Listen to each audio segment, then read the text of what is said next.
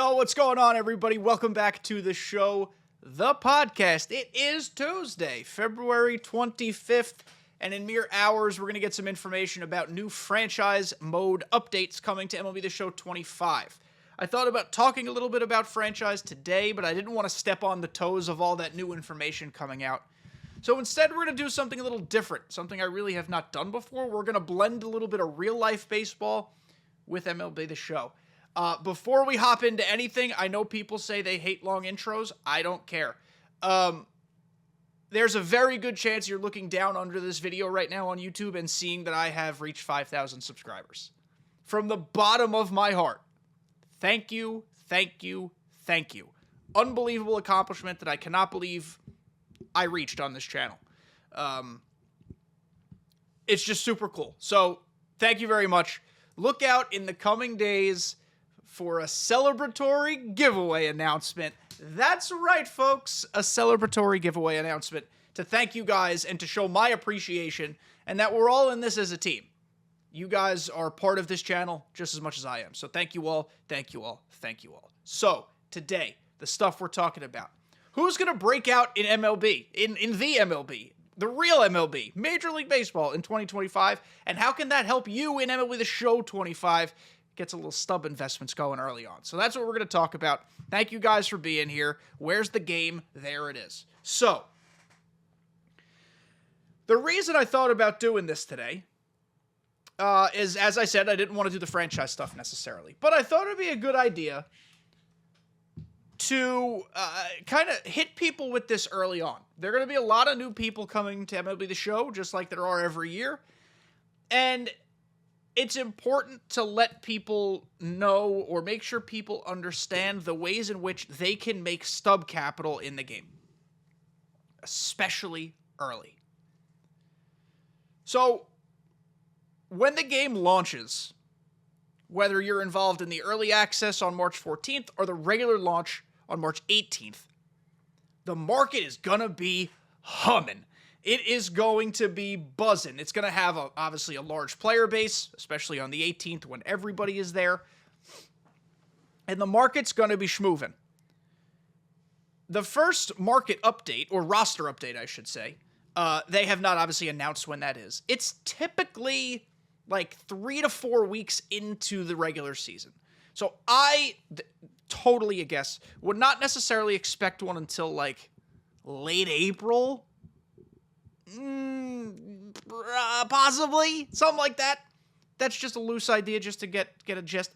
But in that time, there are a lot of different ways to go about early game stub management. My early game stub tactic is to sell everything I get unless it's a diamond. Sell it, sell it, sell it, sell it, sell it. Then I'm knocking off teams. Then I'm knocking off divisions. I'm knocking off American League, National League, and then I'm getting the whole thing done. My goal is to get the live series collection done as soon as possible because then all the other stubs that I accrue from that point on, I could put into what you might call more fun things.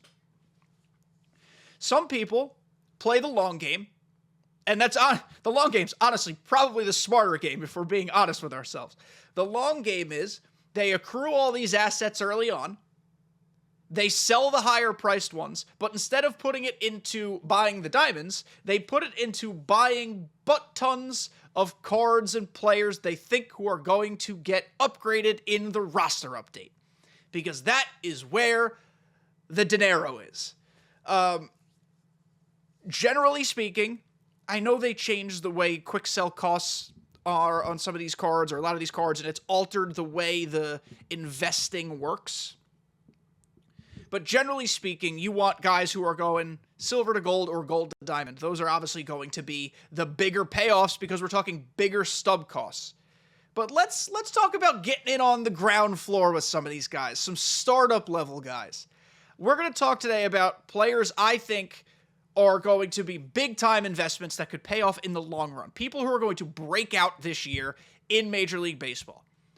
These are guys I am thinking will start the year in MLB The Show 25 as either bronzes or silvers. I'm hoping mostly bronzes because those are going to be bigger payoffs if they go from bronze to gold. You go from like a 68 to an 83, you're talking about a very large percentage increase. So that's what we're looking at. I've written down some names. Initially, I thought that I was just going to go through like their baseball reference pages, but I thought it'd be a better idea just to actually go through every single team's roster and be like, oh, that's a dude, that's a dude, that's a dude, because a lot of them are going to overlap with this anyway. So let's start from the bottom. We're not going to, talk really probably about these commons, but maybe. Some of these guys, of course, have changed teams. We'll get to that when we get to that. But right now, homies I think are going to pop off. Jackson Holliday should be one of everybody's biggest investments early on if they choose to make investments for roster updates. He put on what looks like 69 pounds of muscle. The dude looks absolutely ripped. He had such a not great debut. But it looks like the Orioles are going to give him run, right? I mean, they have to. So I think he's a candidate. I also really like Heston Kjerstad, big fan of his. In terms of silvers, there's really not much here. Yeah, I mean, I think there's room to still buy Grayson Rodriguez stock. He's so uber talented, but I don't know if the dude can stay on the mound. But I mean, he's got high gold, low diamond level potential in terms of his stuff.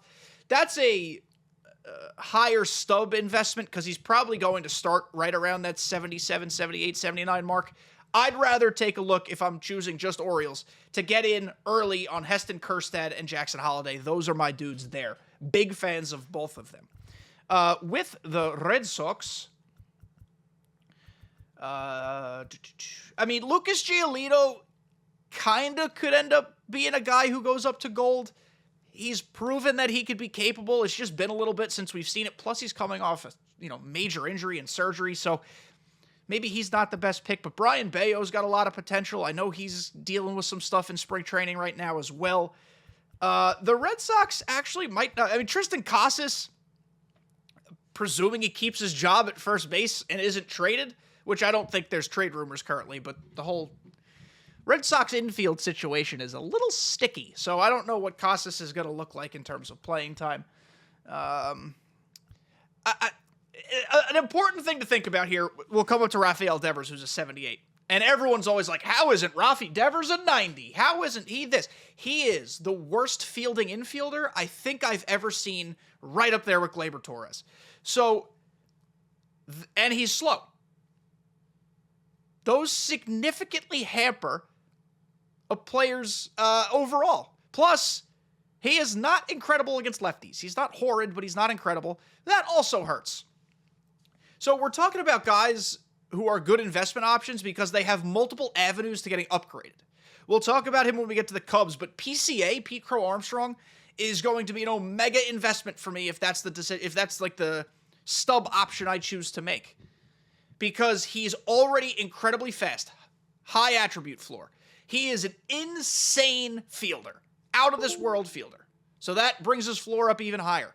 If dude even hits a little bit or displays a little power, we're talking about someone who's an easy 80 overall. Easy, at least. I'm not saying he's a superstar. I'm not saying he's going to be a high diamond. I'm just saying he's got an easy avenue to getting there.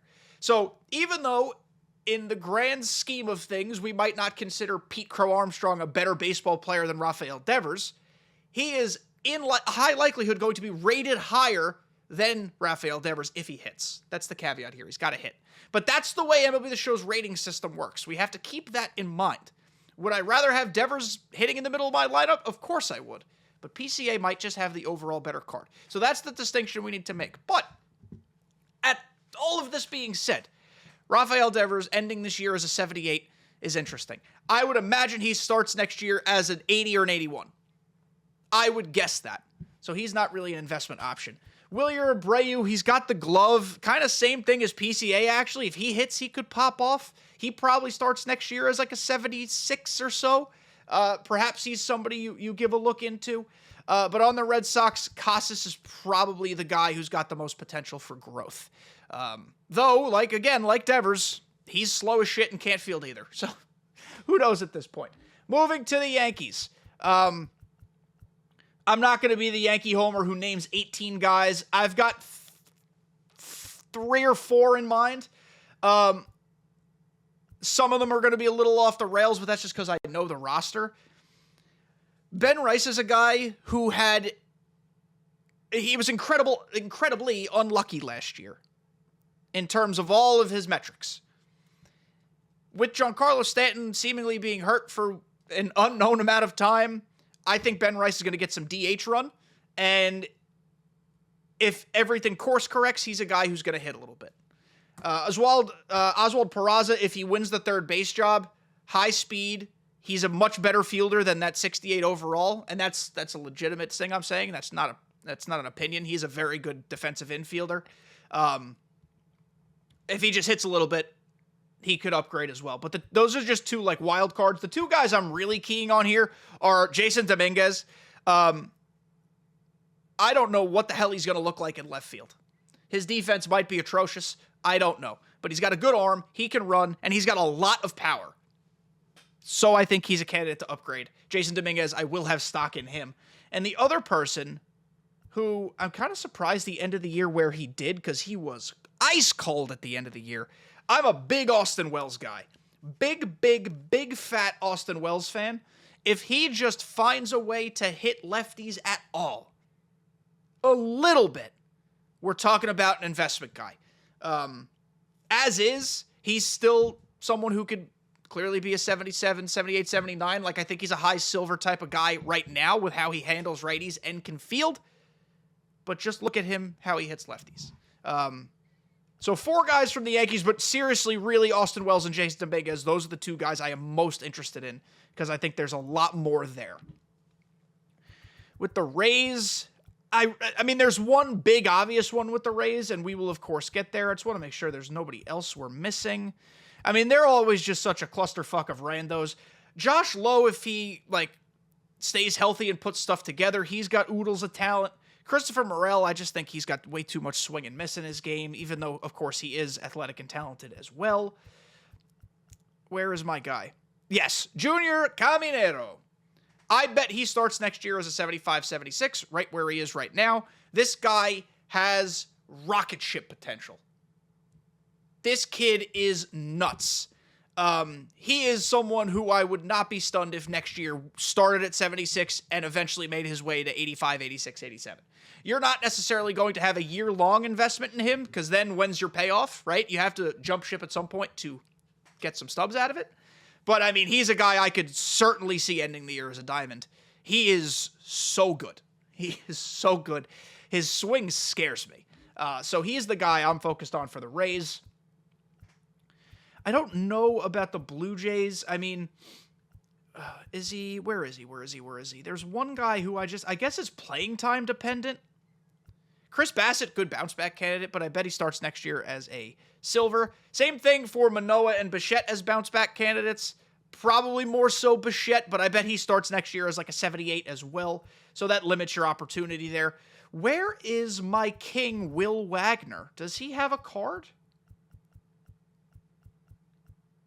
Did I pass him? Wait, does Will Wagner not have a live series card? Hold on. I've just liked his swing. There he is. Oh, he's a free agent, technically. Yeah, Will Wagner, I guess if he finds playing time, he's a guy. I'm a fan of his. He's got Major League Baseball pedigree, obviously, with his father, a pitcher, but doesn't matter. Otherwise, I'm probably just looking Blue Jays more as bounce backs. Bo starting at like a 76, 77, 78 still ain't bad because he's got diamond potential. But last year was just really yucky. Last year was really bad. And then again, Bassett as a bounce back guy. White Sox, I mean, theoretically, this whole team, because they're rebuilding, should be filled with breakout guys. But it's actually maybe the most barren roster in the history of baseball. I mean, who the hell is even here? Dominic Fletcher, he's just a glove-first guy. Drew Thorpe, I think he hurt himself, but presumably he's got potential too, former Yankee prospect. I guess you're buying the Lou Bob bounce back. That's really all you're doing is buying the Lou Bob bounce back. But at this point, Lou Bob might just be what Lou Bob is, like a above-average fielder with a good bit of speed who really just hits the ball far, and that's it. That might be what Lou Bob is. And that holds value in Major League Baseball, but not so much when it comes to investing. But given his fielding and given his speed, if he does restore some hitting value, we're talking about a diamond. We're talking about an 85, 86. So maybe he's a guy you like. The Guardians have a few fellas. Actually, more than a few. I keep hearing a lot about this Juan Brito kid. I don't know much about the global prospect system, but I hear a lot about him. He probably starts out right about at a common or bronze. So that's, talk about ground floor. That's really early. Gabriel Arias, another guy I've heard a little bit about. He's got some pop. Bo Naylor, maybe a little bit of a breakout guy. I think Jhonkensy Noel is what he is. He's just a power hitter. Nothing wrong with that, but that's just what he is. Kyle Manzardo, I think part of the reason they traded Naylor to Arizona is because they wanted to clear first base for this kid. This kid's got a really nice lefty swing, lots of pop. He's a breakout type of person. For sure. Gavin Williams is the guy I wrote down when I did my initial sweep. I think Gavin Williams has so much untapped potential. He's had some issues staying on the mound, but he's a big dude, 6'6", 250, throws hard, and they're a pitching factory. So bet on Guardians pitchers almost always. Almost always. If you are looking for an early gold to diamond possibility, I think Tanner Bybee is that guy. He's also excellent. But that's really it for Cleveland. Unless I missed anybody, you guys let me know. I don't think I did. Detroit. I wrote down one person for Detroit, and we will get to him. I'm a big fan of this person. But let's see who else. Jackson Jobe, of course. I don't know what his role is going to be. I don't know if he's a rotation candidate per se or late relief for now, but I mean, his arm is electric. I know he is a top starting pitching prospect. Dylan Dingler, don't know what his at-bats are going to be like. Torkelson, you buy the bounce back, I guess, but I don't know what his path to productivity really looks like. Casey Mize is too injured. Baez is Baez. Trey Sweeney, I don't know what he ends up being. He's got tools. He's got a few tools, but we'll see what his role looks like as well. The guy I'm really interested in, Colt Keith also. I like Colt Keith a lot. The Tigers have a lot of young, fun players. The guy I really like above all else is Parker Meadows. I know he's going to start out probably at about a 75, 76. Big Parker Meadows guy. Great fielder, lots of speed. I think there's more in his bat. He hit well against the Yankees in that Little League series, or the Little League game. I forget. Was it a game? I think it was just a game. I like Parker Meadows a lot. I think he's got a lot of potential. So he's a guy I'm very interested in watching this year. The Royals, what do we got, KC? What are we talking about? I think they've done a really good job of becoming more of like a veteran-heavy or like role-player-heavy team. So I don't know whose breakouts we're necessarily buying here. I think they're moving Chris Booby back into the rotation, so maybe you buy Chris Booby. Massey is what he is, which is a solid player. Marsh is fine. Singer's not there anymore. Maybe you buy the next step for Vinny Pasquantino, which is certainly a fine thing to buy, but I do think he starts right on that silver-gold cusp. Cole Reagan's certainly diamond candidate this year, but he's going to start as a gold, so just for the purposes of this video where we're talking bronzes and silvers, I don't know if he's someone right now that we should be talking about, but he's excellent. I mean, stunningly, the Royals are really well built. They have a good roster, so I mean, MJ Melendez probably at this point is what he is. I think that's really it. You're talking about the next step from Pasquantino, assuming he starts as a silver, which I think he's going to. Because remember, what they end this year at is not what they start this year at. They go back to their 3-year averages, adjust everything. So I think that's what's going to happen. The Twins. There are some obvious fellas here. Michael Tonkin, my sweet prince. I miss you on the Yankees. Brooks Lee, I don't know what his path to playing time is, but I like him.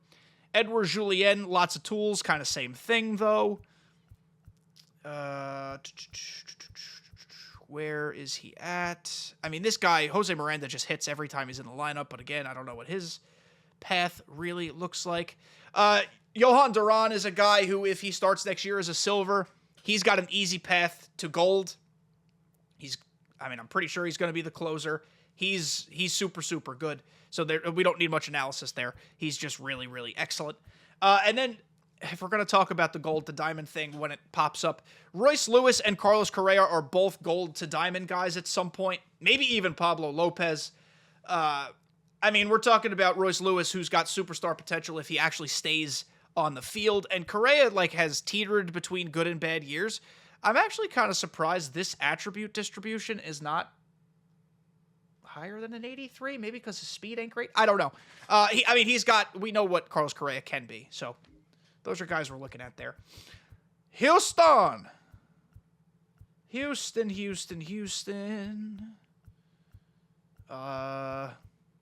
Is anybody young even on this team? I guess Spencer Arrighetti, he ended up pitching pretty well at the end of the year. He'll probably have a rotation spot locked down. McCullers, if he ever pitches again, this guy's got such a good arsenal, but literally never healthy. That might be it. Houston's just so veteran heavy that it's hard necessarily to pick up on some of these guys. I would say Arrighetti and McCullers if he proves he's healthy. So 2 starting pitchers right there. The Angels, again, what even are the Angels? Anthony Rendon finished this year as a 63. Oh my God, I didn't even realize that. Yeah, he's not even in the cards. Mickey Moniak looks good for a month and then craters. Plus, I think he is what he is at this point. I'll continue beating the Reed Detmers drum. This kid's good. He's just got to figure it out. And that's anybody's guess. Ben Joyce is the big one here. He's who I was trying to get to. Ben Joyce did an interview that I saw today that said he's trying to throw 107 this year. This guy is the closer. This guy is incredible. If the Angels just win 75 games, this guy could have 40 saves. Saves do not mean you're getting an upgrade. It all has to do with your attributes and your peripherals and your advanced metrics and things like that. But he's got the velo, he's got the break, he's just got to throw strikes and not let up hits. Someone who throws that hard should also have a higher K per 9 than 61. So that's what I'm looking at, but he's got an easy path to a gold. Easy path. O'Hoppy's the other guy. I think he's got tons of potential as well. Just curious what his playing time ends up looking like because they signed Travis d'Arnaud. I'm looking at the time now, and this is going to be a longer episode, so you're welcome, everybody. Episodes usually aren't this long lately, but we're going to get a nice one in here. Whatever they're called, Athletics. They're not Oakland anymore. Ken Waldachuk, They actually had some young guys who were interesting. Tyler Soderstrom, I see as someone as people are saying he's a 30 homer guy this year. Again, a raw number, 30 home runs, doesn't mean you're going to be a silver, doesn't mean you're going to be a gold. But if he's putting up 30 homers, that means he's hitting the ball. And a 30 homer guy is going to be better than a 68. So just someone to think about. Jacob Wilson, tons of potential as well. Where is the fella? Zach Geloff continues to be someone who I'm confident in. I just need to see him put it together, but he is someone I wouldn't be afraid to invest in. Lawrence Butler is going to start right on the cusp of gold. I think he's going to be in that 77 range. They are moving from Oakland to a much smaller, hitter-friendlier park. This dude is raw. This dude is good. I think he's got easy gold potential, so let's go Lawrence Butler as my must-invest from Oakland. Again, not Oakland, whatever the hell they're called now. Seattle.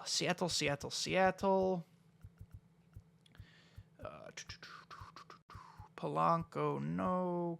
I think J.P. Crawford's a bounce-back candidate. I don't quite know if he'll get up to gold, but he's got the high floor because of his fielding. And his 99 finest card from 23? 22? 23? I think it was 23. Is one of my top 10 favorite cards of all time just because his swing is so good. So I'm rooting for J.P. Crawford quite a bit. Also clearly has potential. Arozarena is a bounce-back candidate as well.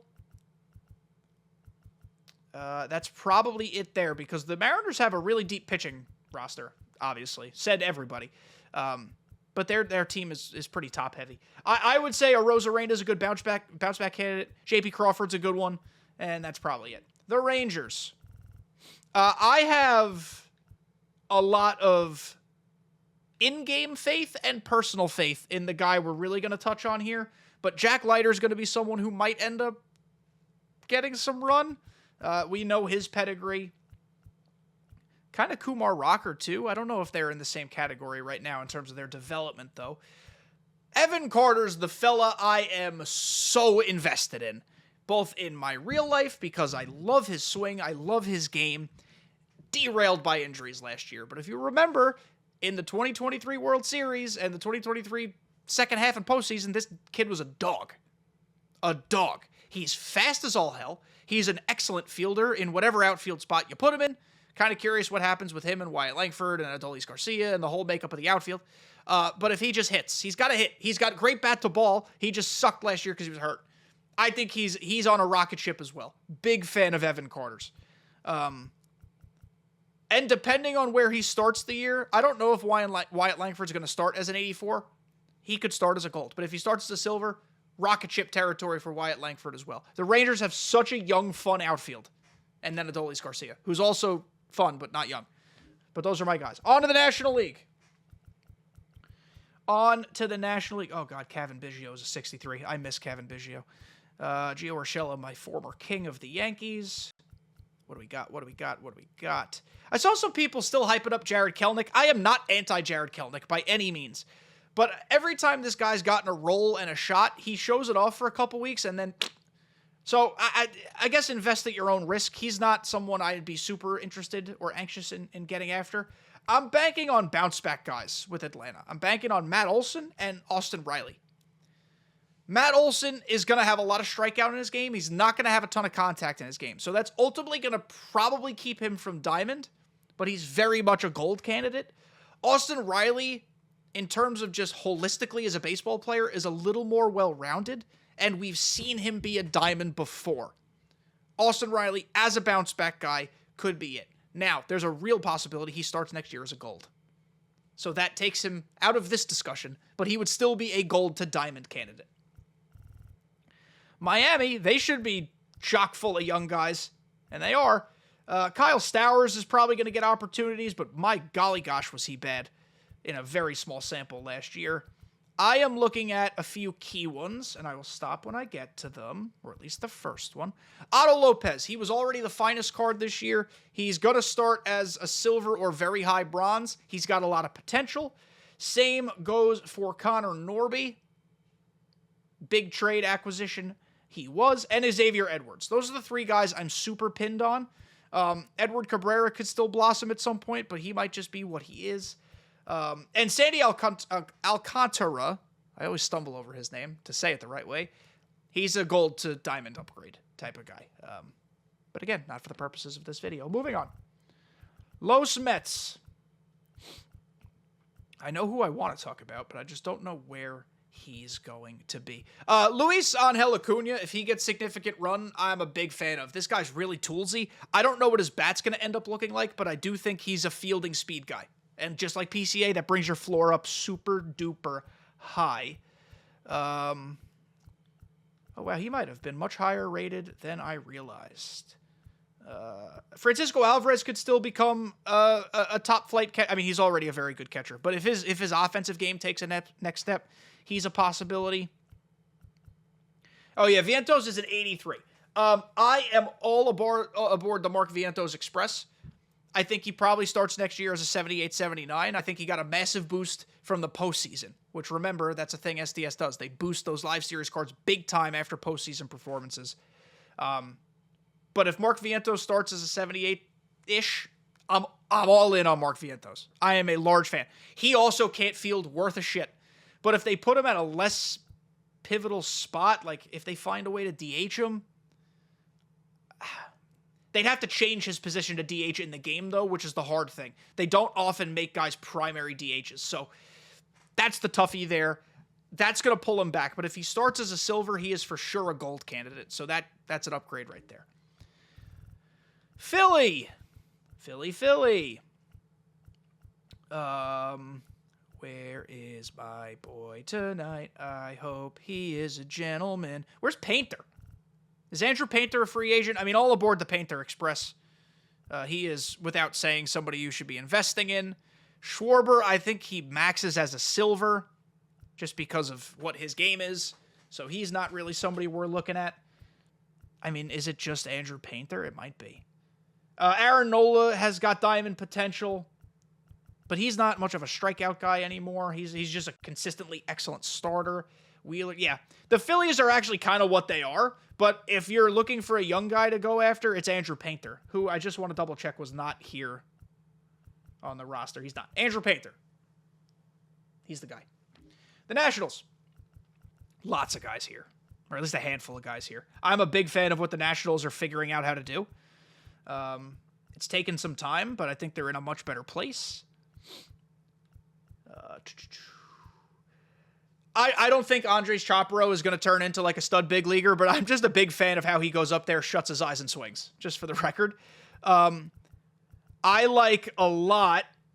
I like him a lot. Where the hell is he? I think Mackenzie Gore and Josiah Gray both still have something in the tank, but I'm looking at James Wood and Dylan Cruz. These dudes are superstars, and they're going to continue to blossom into them. It's hard to speak. And I also still think C.J. Abrams has potential if he stops disobeying curfews and staying out all night, if you know what I'm talking about. But Abrams is very good. Cruz is, Cruz and James Wood should be. At some point in their major league careers, they'll be diamonds in this game. That's how much faith I have in both of their games. So those are guys I'm big on, and they should start as low silvers. The Cubs, we talked about PCA, and I didn't even realize it. He's already an 81. And he doesn't hit. So imagine if this dude puts together, a 30 double, 15 homer season, which should not be impossible. If he hits 260, gets on base at like a 310, 320, and has pretty decent splits in terms of left, first, right, we're talking about a guy who could sneak his way into a diamond. So that's why I'm so big on PCA. But the rest of the Cubs here,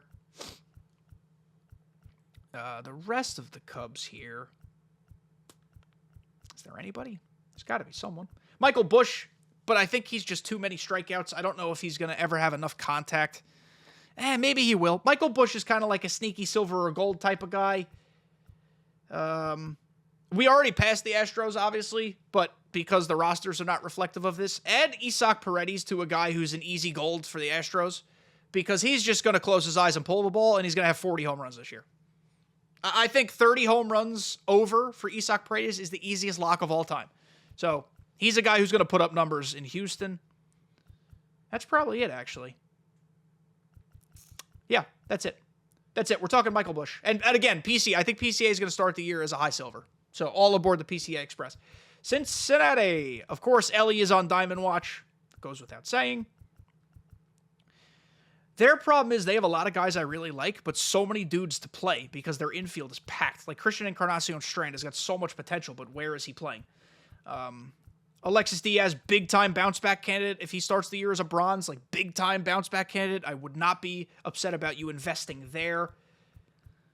Rhys Hines, I don't know what his role is going to be, but he's got towers of power. Who I really want to talk about, where the hell is he? All right, so I thought Matt McLain would be lower rated. Matt McLain is a bounce-back guy big-time because he spent a lot of the time hurt. I'm a large fan of his. So if he starts the year in a silver range like he should, I'm investing because I like him a lot. I also like Spencer Steer for what it's worth. The Brewers. We're trying to go through this as fast as we can, but clearly there was more to this than I thought there'd be.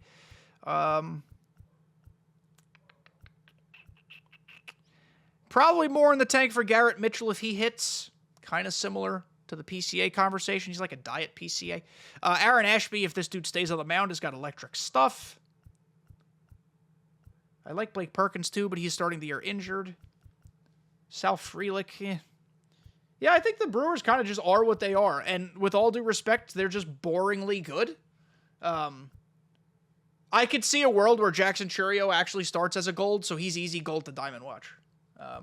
They're just boringly good. Like, that is what they are. The Pirates. Here we go. Surely this team that rebuilds constantly will have plenty of players worth talking about. Maybe. Henry Davis. If the dude puts it together, he's got tools. I just don't know if he's going to put it together.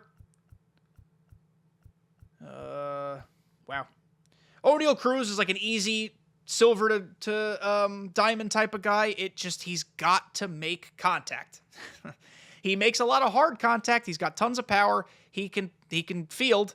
He can run, rather. Sorry. And he's got an arm. But, like, if the dude's going to be an outfielder, which he clearly is, he can't have 48 fielding. The fielding is going to severely hold him back. He can have the best tools everywhere else, but if he's a 48 in the field, he's not sniffing diamond. A gold is an easy ask of him. I think a gold is supremely possible. Diamond, he's got to put the fielding together at least a little bit. He doesn't have to be a gold glover, but he's got to figure it out. Get me to a 65-70 rating. And then Jared Jones, who I don't think is going to start as a gold. I think he's going to start as a silver. Big fan of his. Invest it there as well. Cardinals, almost done. Almost done, friends. If you're still here, thank you. I appreciate you. Nolan Gorman, he's just got to find playing time. That was the whole point of trying to trade Nolan Arenado. By the time the season starts, Arenado could be gone. He could be in Houston. He could be somewhere else. But Gorman has got a lot of potential, but, I mean, he's just a bat guy. So I don't know how big we're going to go with him. Probably just a silver, but that's still an upgrade. Michael Ciani is just a glove-first guy and probably the reserve outfielder at this point, if I'm reading their roster correctly. Lance Lynn is not on a team, and they're talking about closing him. What the hell that means. Or is he on the Cardinals still? He might close. I don't know. Weird things happen sometimes. Brendan Donovan, I love him. Such a big fan of Brendan Donovan. I wish he was a Yankee. He's like on the top of my list of guys I wish were a Yankee. But that's kind of it. I think Nootbaar is what he is. Helsley could be a gold if you're interested in that. Maybe diamond, but he's already going to start probably as a gold. So, yeah. Mason Wynn also could be a diamond guy at some point. Lower diamond, but we'll see. On to the last division. We are schmoovin'. As much as no one wants to say it, Jordan Montgomery is a huge bounce-back candidate.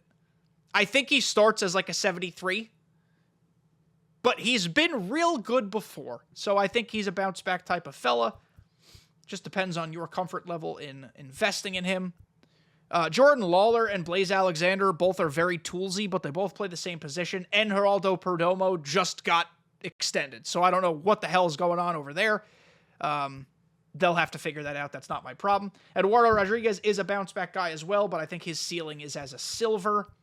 Justin Martinez could be on the rocket ship alert as a closer. He could be bronze to gold type of guy, so put him on the rocket ship if you'd like. Zach Gallen, of course, bounce-back candidate. Diamond potential. There's a lot of guys at the Diamondbacks, actually. I'm just a big fan in general of Brandon Pfaadt. I don't know what his makeup ends up turning out to be, but I just like him. Corbin Carroll, of course, gold to diamond guy. He might start, though, at like an 83, so it's not going to be a super lucrative investment if it pays off. The Rockies. Just talk about a team that doesn't know what the fuck it's doing. I suppose there's an earth where Chris Bryant finds himself again. He's not going to start as a common. He's probably going to start as like a 71, 72, but like, maybe. I wouldn't put a lot of stock in it, but maybe. Who I really want to talk about here is, I think Drew Romo's got a little bit of potential as well, but he's not the guy I want to talk about. Nolan Jones. We're going to get back to Nolan Jones. Nolan Jones was very fun in 23 and then very in 24. Lots of potential as someone who's fast, who's good enough in the field with a rocket of an arm. He should have light tower power. He's a guy I'm interested in. And also Michael Toglia. Rocket ship alert to high gold. He's just got to field a little bit, and he's got to make some contact, because when he hits it, it goes very, very far. The Dodgers, I mean, is there anybody worth talking about here? It's just going to be Roki Sasaki, who's probably going to start as a high silver. What did Yamamoto start as? Whatever Yamamoto started as, Sasaki's going to start as the same thing.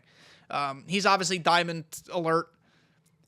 Be prepared for him to not be in the game when it first drops. There's a potential that he won't be there until the first roster update. I don't remember how that worked with Yamamoto. Bobby Miller, huge bounce-back candidate. But he did just get drilled in the skull, so monitor his progress. But I like him a lot. Tony Gonsolin, bounce-back candidate, but they've got 37 starting pitchers for 5 spots. or 6 if they're going 6-man. I don't know what that's looking like there. I guess Pages as well, but I don't know what his role's going to be. That might just be it. Yeah, that's probably it. Sasaki's obviously the big one, but just be prepared for him to not be there, and I like Bobby Miller too. The Padres. Los Fathers. Wandy Peralta, I miss you. Let's see. A lot of their guys, who they are, who they are, because they build good teams here. Cronenworth, a little bit of a bounce-back candidate type of guy, but his ceiling's probably just gold. Bogarts as well, but God, is he on the decline. You could see it in all his batted ball metrics. Arias will never be more than a gold because he has no power. That might just be it. That's them. Yeah. Nobody on the Padres. And the Giants, our last team. Yes, our last team. I inevitably skipped people in this, by the way. It's hard to actually remember every player on every team, the transactions, who's a free agent. Use your heads. But I think this is a good baseline for a lot of people. Camilo Doval, big bounce-back candidate. Big bounce-back candidate. Unless Ryan Walker enters the year as the closer and is given the job. If he's given the job, forget what I said about Doval. The best he becomes is a silver because he's just going to be a medium to high leverage reliever. You're the closer, you get a position bump, you get, all sorts of stuff. Let's see. Luis Matos has some potential. Tyler Fitzgerald's got potential as well. I don't know offhand where they're playing him. Someone might have to tell me. Robbie Ray has got high gold potential. He's just got to stay on the mound. Helio Ramos he's probably going to start as a silver, but he could be gold, very low diamond type of guy. And yeah, Ryan Walker ended the year as a closer was an 84. So I'd imagine he starts the year as the closer, but that's just my guess. Other guys, let's look at this first page of free agents just to make sure we didn't miss anybody. Dustin May, I don't know what they got to just transition him to a reliever at this point, so I don't know. Gavin Stone's got a lot of potential, but there's really nowhere for him to pitch. Anybody else? CJ Cron is still kicking. Where is he? Stone Garrett's got a lot of tools. He's fast, but I don't know how confident I am in that. Someone sign Zach Greinke, please, so we can reach 3,000 strikeouts. Thank you. That might just be where we end. That might be it. Wanted to make sure we didn't miss anybody of note, which we still might have, but I tried my best. But in the comments, please, let me know who you think is primed for a breakout. If you had to make one investment on day one to pay off in a month or 6 weeks or 2 months, who is that player you are supremely confident in? I think that's a fun conversation for everyone to participate in. And as we reach this last one here, that's it. So we're going to end here. Long episode. I love you guys. Thank you for staying here. Appreciate you. Again, thank you. Thank you for 5,000 subscribers. Let's get 10K next. Let's double it. Love you guys. See you next time.